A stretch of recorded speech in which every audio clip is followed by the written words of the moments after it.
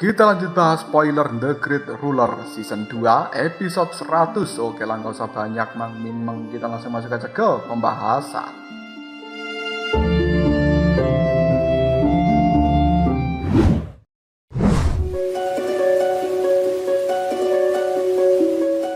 Tidak jauh dari pertarungan antara Luoli dan juga Sui Tianhe, pertarungan antara Wen Qingxuan dan juga Jisuan jauh lebih tenang. Baik Wen Qingxuan maupun Jisuan saat ini masih memilih untuk melihat pertarungan antara Luoli dan juga Sui Tianhe. Namun anehnya Jisuan tidak mengambil tindakan apapun terhadap Wen Qingxuan. Dia berkata, jika ingin melihat pertarungan sampai akhir dan mengetahui siapa pemenangnya, melihat niat licik dari seorang Jisuan, Wen Qingxuan pun menimpali, pantas saja Luoli tidak menyukaimu karena kau tidak lebih baik dari Mu Chen. Mendengarkan kata-kata seperti ini jelas membuat Jisuan tidak terima dan dia pun menjawab, apa hebatnya Mu Chen? Saat berada di jalan spiritual, dia kalah denganku. Bahkan saat ini, dia juga tidak memiliki kualifikasi untuk melawanku.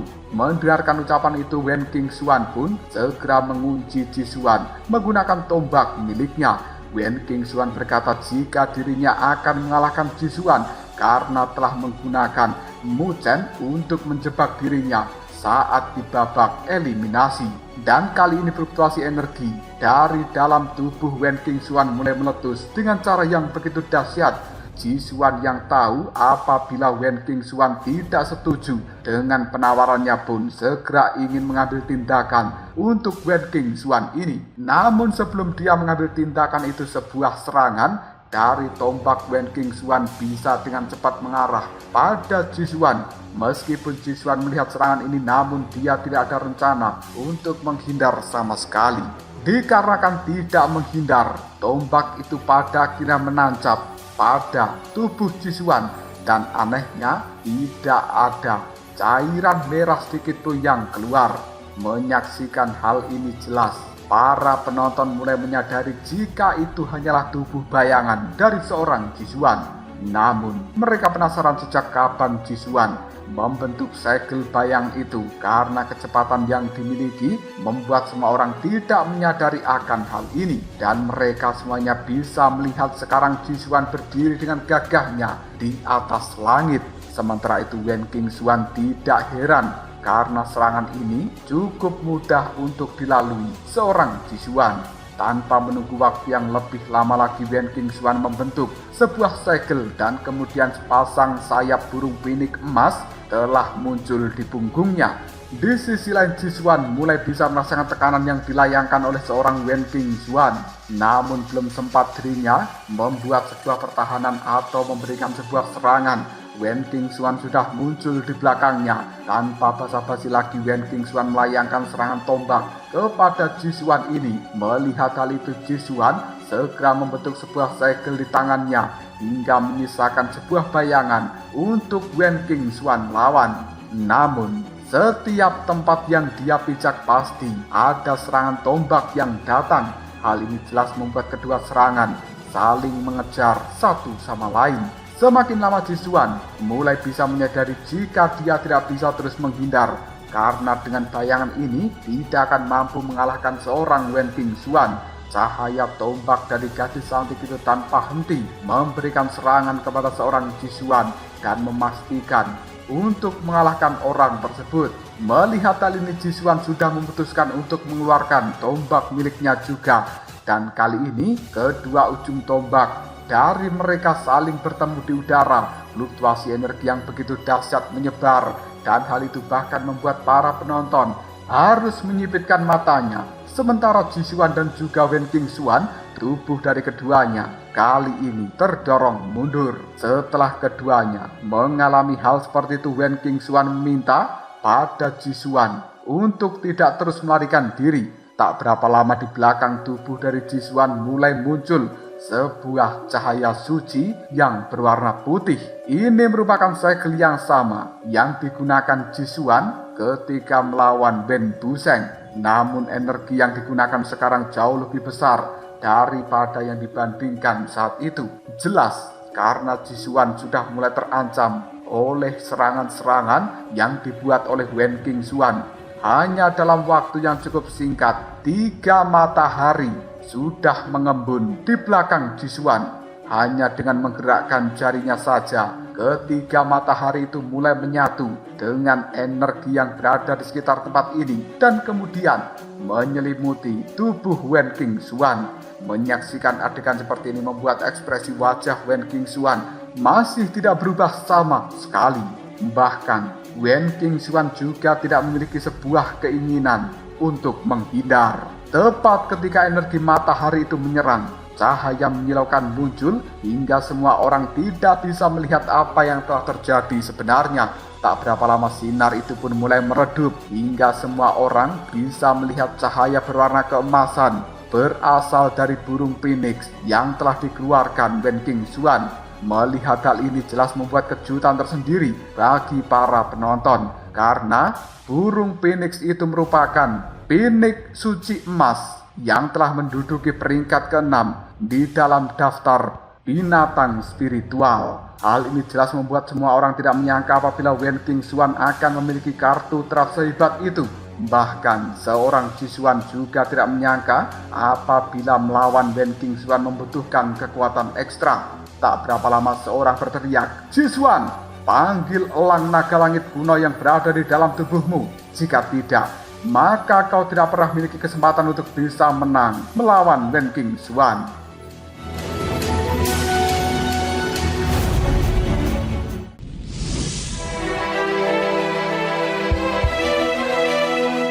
Saat ini Luoli masih terus memandang Sui Tianhe dengan tatapan mata penuh kemarahan karena adanya lengan iblis darah yang telah dikeluarkan Sui Tianhe itu. Hal ini terjadi ternyata karena dulu ayah dari seorang Luoli terbunuh dengan metode yang sama yang digunakan Sui Tianhe itu. Tidak berapa lama Sui Tianhe sudah berdiri di depan Luoli dan dia telah siap untuk melayangkan serangan dari tinju tangan merahnya yang kuat. Ketika tinju itu telah diluncurkan, berbagai energi merah mulai menyebar di seluruh udara hingga menimbulkan ledakan-ledakan yang tidak biasa. Jika diamati, kekuatan yang terkandung di dalam tinju merah ini sangatlah kuat. Sementara itu Luoli yang memegang pedang Luosen, dia juga mengarahkan serangan dari pedangnya menuju tinju merah yang menuju pada dirinya. Akhirnya, ding! Dentuman dari pedang dan juga tinju merah saling berbenturan satu sama lain, menimbulkan getaran yang dahsyat di udara. Luoli memutuskan untuk mundur sedikit dan kemudian dia membentuk teratai pedang dari energi pedang Luosen. Segel ini pun langsung melesat keluar menuju aliran kekuatan merah yang berada di langit yang telah dimunculkan oleh Sui Tianhe itu. Menyaksikan adegan seperti ini, Sui Tianhe hanya bisa mendengus. Namun dia cukup yakin jika teratai pedang dari seorang Luoli tidak akan bisa mengalahkan lengan iblis darah miliknya, karena lengan ini setara dengan senjata dewa. Jika lengan ini bertarung melawan tubuh fisik Dewa Petir dengan simbol ketujuh, dia yakin pasti Muchen akan kalah. Tak berapa lama, tinju yang berwarna merah itu mulai berhantaman dengan teratai pedang dari seorang Luoli. Kilatan cahaya merah mulai menyebar dalam seketika dan kemudian teratai pedang dari seorang Luoli hancur dalam satu pukulan. Setelah menyaksikan tinjuan dari seorang Sui Tianhe, Wuling tahu jika pemuda itu sudah melewati kesengsaraan jiwa ilahi tingkat ketiga. Apalagi sekarang ditambah dengan lengan iblis darah yang tidak biasa. Jika dua hal ini dipakai ketika melawan dirinya saat itu, Wuling yakin jika dia pasti akan langsung kalah. Sementara itu Luoli yang bisa merasakan jika tinjuan itu mengarah pada dirinya pun membuat Luoli langsung mundur sambil melayangkan tebasan pedang. Namun Luoli juga menyadari jika sekarang kekuatan yang dimiliki Sui Tianhe memang jauh lebih besar dan tidak bisa dibandingkan dengan dirinya ataupun kekuatan pedang Luosen yang masih tersegel. Banyak murid dari Akademi Beijang merasakan kekhawatiran ketika melihat Luoli terus dipaksa mundur oleh serangan Sue Tianhe. Di sisi lain mereka semuanya tahu jika Sue Tianhe memang memiliki kekuatan di atas Luoli. Namun jika sampai Luoli kalah maka Akademi Beijang juga dipertaruhkan kembali ke arena pertarungan. Melihat jika Luoli semakin tertekan, Sue Tianhe meminta Luoli untuk menyerah saja pada klan Dewa Darah agar tidak ada pertarungan selanjutnya. Menyaksikan tawa kemenangan dari seorang Sue Tianhe membuat Luoli merasa muak dan kemudian dia melayangkan serangan pedang yang cukup luar biasa banyaknya. Merasa jika Luoli menolak niat baiknya, Sue Tianhe merasa begitu marah dan dia berjanji akan membuat Luoli melihat seberapa hebat dia dan yakin bisa menyingkirkan Luoli saat ini. Tatapan dingin mulai dilayangkan oleh seorang Luoli. Dengan terampil, dia pun menggerakkan pedang Duosen yang berada di tangannya. Tidak lama, cairan merah mulai menyebar di bagian depan dari pedang Duosen itu hingga sebuah simbol kuno kini telah muncul. Setelah cairan merah tersebut menghilang, sebuah sinar cahaya biru mulai menyebar hingga menyelimuti seluruh arena pertarungan antara Luoli dan juga Sue Tianhe. Sementara tinju dari Sue Tianhe yang masih berada di kejauhan tiba-tiba saja mulai retak dan kemudian dar hancur berkeping-keping karena fluktuasi cahaya biru dari pedang Luoli tersebut. Bahkan saat ini para dekan cukup takut dengan kekuatan asli dari pedang Duosen yang berada di tangan seorang Luoli. Sue Tianhe yang melihat jika di dalam pedang ini telah muncul tulang es berwarna biru pun mulai merasakan gemetaran untuk menghadapi Luoli. Sue Tianhe juga yakin jika hal di depannya ini adalah wujud asli dari pedang Duosen.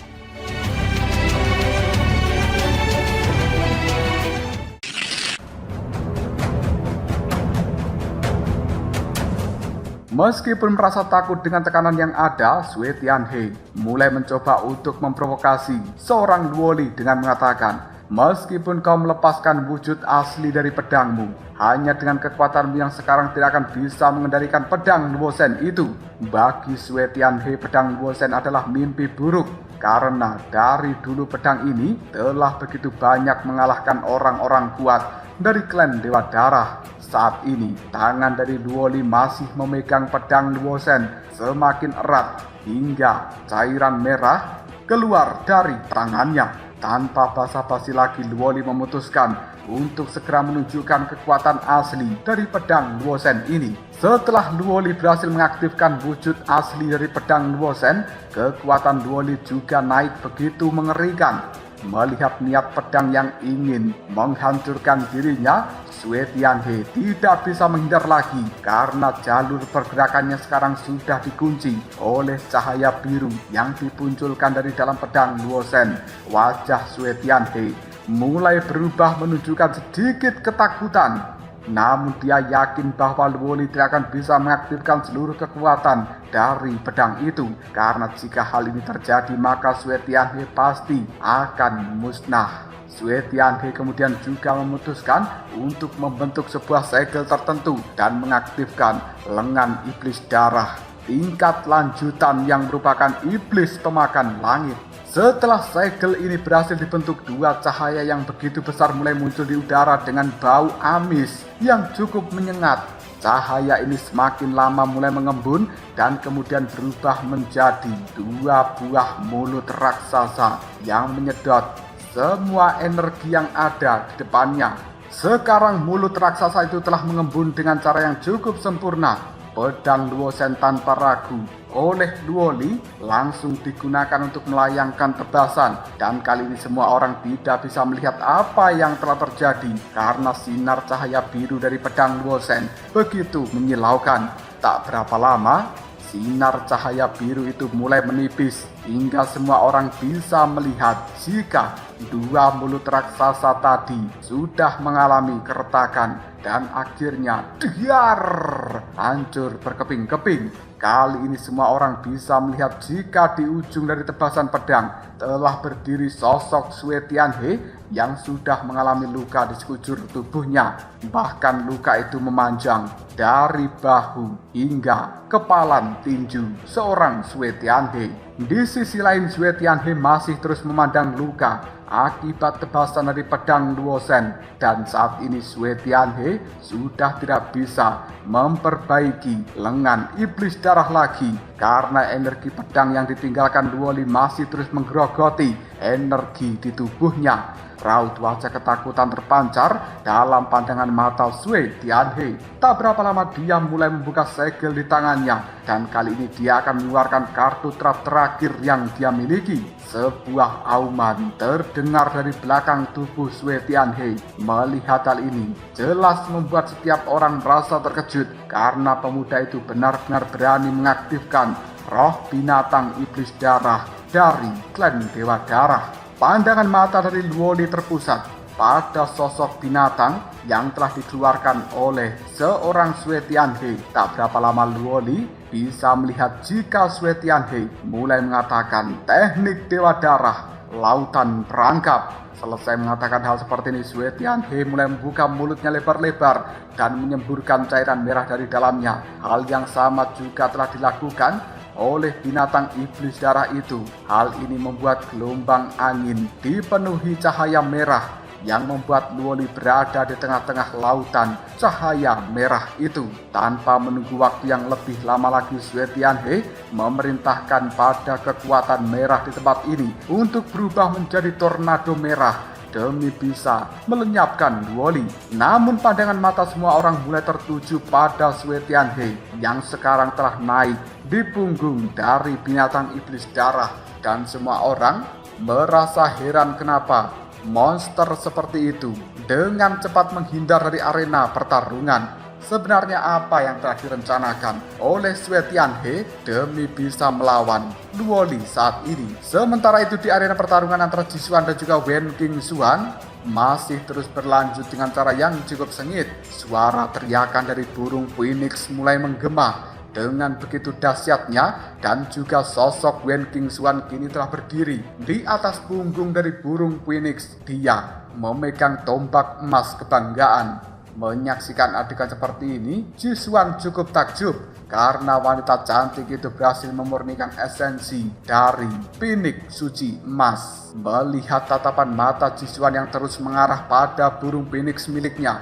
Wen Qingxuan pun mengatakan, "Sepertinya kau tidak berencana untuk memanggil elang naga langit kunomu." Dengan bangga Jisuan mengatakan jika dirinya hanya bisa sampai tahap ini karena Phoenixmu cukup mudah untuk ditangani.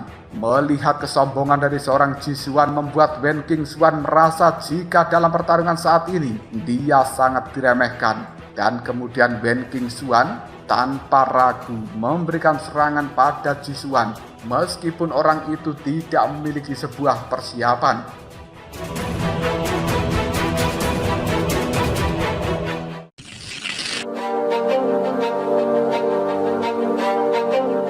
Wen Qingxuan pun mengepakkan sayap Phoenix yang berada di punggungnya, dan kemudian sayap-sayap itu mulai membumbung ke atas menjadi tombak bersayap emas. Akhirnya tombak ini pun mulai melesat ke arah dari Jisuan. Namun tangan dari Jisuan mulai mengeluarkan tombak miliknya, dan tak berapa lama kedua tombak itu pun saling bertabrakan di udara hingga gelombang kejut yang mengamuk kembali terjadi. Hal ini membuat tubuh dari Jisuan terhantam gelombang kejut itu dan terdorong mundur cukup jauh. Namun Jisuan tidak menyerah begitu saja. Dia mulai membuka segel di telapak tangannya yang bernama teknik cahaya suci agung. Roh suci turun dari langit. Ketika kekuatan segel ini mulai terbentuk, sebuah cahaya putih mulai muncul di atas tubuh dari Jisuan. Bayangan ini dengan cepat langsung menuju ke arah Wen Qingxuan dan berubah menjadi telapak tangan raksasa. Jisuan sudah tidak ingin bersikap lembut kepada Wen Qingxuan dan memilih untuk menggunakan serangan yang lebih kuat lagi. Menyaksikan serangan dari seorang Jisuan itu tidak membuat seorang Wen Qingxuan takut sedikit pun. Dia dengan berani mulai terbang ke atas. Dan dengan kesempatan ini, Wen Qingxuan juga memberikan serangan kepada telapak tangan raksasa dari seorang Jisuan itu. Sekarang burung phoenix dan juga cahaya putih mulai bertarung dengan begitu dahsyatnya. Namun burung phoenix mampu mengikis energi putih yang ada. Melihat adegan itu membuat Jisuan mulai tersenyum. Tak berapa lama sebuah energi yang berwarna merah muncul di belakang burung phoenix dan sudah siap untuk memberikan serangan. Semua orang merasa terkejut karena dengan berani Jisuan berbuat curang dengan menghadirkan orang lain. Bahkan tanpa menunggu Wen Qingxuan bersiap, binatang iblis darah mulai menyerang burung phoenix yang ada. Auman keras pun terdengar dari binatang iblis darah itu dan kemudian menghantam burung phoenix dengan sangat keras. Semua orang termasuk Wen Qingxuan tidak menyangka jika Sui Tianhe akan ikut campur di dalam pertarungan antara Jisuan dan juga Wen Qingxuan. 2 lawan 1 bukanlah hal yang baik untuk dihadapi di babak final ini. Semua penonton, terkhusus para murid yang berasal dari Akademi Wan Huang, mereka cukup marah dengan kecurangan yang dilakukan oleh seorang Jisuan. Dan sekarang Wen Qingxuan mulai menyadari jika serangan Sui Tianhe yang juga mengarah padanya. Dia mulai mengepakkan sayap phoenixnya hingga membentuk sebuah perisai emas. Perisai inilah yang melindungi Wen Qingxuan dari serangan tiba-tiba yang dilayangkan Sui Tianhe. Karena Wen Qingxuan yang membentuk pertahanan terlalu cepat membuat sayapnya mulai hancur dengan beberapa luka yang diderita di tubuhnya. Dan ketika Wen Qingxuan fokus pada serangan yang dilayangkan Sui Tianhe, Jisuan pun mulai membentuk teknik cahaya suci agung. Tombak suci telah tiba. Setelah siap, tombak ini dengan cepat dilayangkan ke arah Wen Qingxuan. Di sisi lain, Sui Tianhe juga sudah mulai membentuk sebuah segel baru. Seketika 2 segel ini mulai bertemu dan membentuk sebuah cahaya yang begitu besar, siap untuk memberikan serangan pada Wen Qingxuan dan juga burung phoenixnya. Menyaksikan 2 serangan yang mengarah padanya, Wen Qingxuan mulai membentuk sebuah bola emas raksasa untuk perlindungan diri sendiri. Pada luar bola itu terdapat gambar burung phoenix yang cukup gagah. Wen Qingxuan berharap kartu traf pertahanannya kali ini bisa dia gunakan dengan baik untuk menahan serangan yang dilayangkan Jisuan dan juga Sui Tianhe itu. Di saat bola emas sudah terbentuk dengan sempurna, serangan yang dilayangkan Jisuan dan juga Sui Tianhe mulai mengenai hal itu dan akhirnya sedikit tertahan. Namun Jisuan dan juga Sui Tianhe masih tidak menyerah. Mereka berdua kembali melayangkan serangan bertubi-tubi tanpa ampun kepada seorang Wen Qingxuan. Gelombang kejut karena serangan ini mulai datang begitu dahsyat hingga serangan Jisuan dan juga Sui Tianhe mulai hancur berkeping-keping. Dan semua orang merasa terkejut karena bola emas milik Wen Qingxuan masih berdiri dengan kokoh. Namun ketenangan seperti itu hanya berlangsung untuk sesaat. Sebelum pada akhirnya retakan mulai muncul dan juga menyebar pada bola emas. Akhirnya ledakan pun terjadi. Teriakan burung phoenix juga mulai terdengar dengan lenyapnya burung itu. Bahkan saat ini tubuh Wen Qingxuan mulai terlempar jauh ke belakang. Seteguk cairan merah dimuntahkan dari dalam mulutnya. Hal ini jelas terjadi karena kedua orang kuat digabungkan menjadi satu. Itu bukanlah tandingan dari seorang Wen Qingxuan. Raut wajah penuh kemarahan terlihat nampak jelas dari murid-murid Akademi Wan Huang. Bahkan Dekan Tang Qiu juga menampakkan ekspresi wajah yang muram. Namun dia tidak bisa berbuat apapun untuk saat ini karena setiap peserta yang bertarung di dalam arena pertarungan itu halal melakukan apapun. Dan ternyata rencana ini sudah disusun oleh Jisuan dan juga Sui Tianhe sebelumnya. Mereka ingin mengalahkan satu persatu hingga kemungkinan untuk menang jauh lebih tinggi.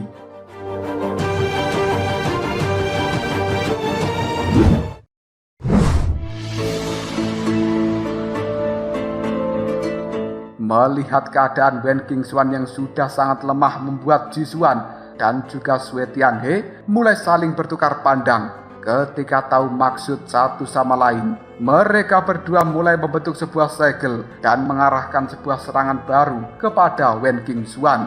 Mereka ingin Wen Qingxuan segera menderita kekalahan sehingga musuh yang harus mereka hadapi hanya tersisa Luoli saja. Melihat serangan yang akan mendekat pada dirinya, membuat Wen Qingxuan hanya bisa pasrah karena energi di dalam tubuhnya sudah mulai kacau dan dia tidak bisa melakukan perlawanan kembali. Melihat jika Wen Qingxuan terus terdesak, membuat semua murid dari Akademi Wan Huang merasa sangat marah. Mereka ingin maju dan membantu gadis itu, namun jelas ini tidak bisa dilakukan karena bisa melanggar aturan yang ada. Detik berikutnya, dar! Terdengarlah suara ledakan dari kejauhan yang cukup keras, dan semua orang bisa melihat jika lautan berwarna merah mulai dicabik-cabik oleh pedang Duosen dari seorang Luoli. Tak berapa lama, energi merah itu pun mulai runtuh hingga Luoli terbang ke sisi dari Wen Qingxuan. Dia kemudian mengulurkan telapak tangannya untuk membantu Wen Qingxuan berdiri. Bersamaan dengan ini, tebasan pedang Duosen juga telah dilayangkan dan berhasil menghancurkan dua serangan yang akan datang pada mereka. Sorak-sorai pun mulai terdengar dari para pendukung kedua gadis cantik itu. Para siswa dari Akademi Wan Huang bahkan sampai berterima kasih pada Luoli karena sudah menolong Wen Qingxuan. Di tengah jeritan-jeritan itu, Luoli memutuskan untuk melepaskan genggaman tangannya pada Wen Qingxuan dan mencoba menanyakan keadaannya. Melihat jika Wen Qingxuan menderita luka yang cukup parah, membuat Luoli menyarankan Wen Qingxuan untuk beristirahat, sementara dia sendiri akan menghadapi Jisuan dan juga Sui Tianhe. Mendengarkan niat dari seorang Luoli membuat Wen Qingxuan memberikan saran untuk tidak melakukan hal itu karena dia tahu seberapa kuatnya Jisuan dan juga Sui Tianhe ketika keduanya bergabung. Namun Luoli mengabaikan ucapan Wen Qingxuan dan dia mulai berjalan ke depan.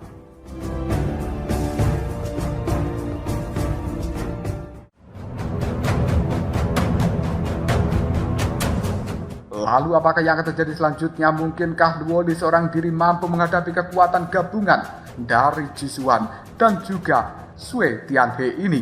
Jika kalian penasaran, tunggu aja jawabannya di next video. Ngobrol Sob.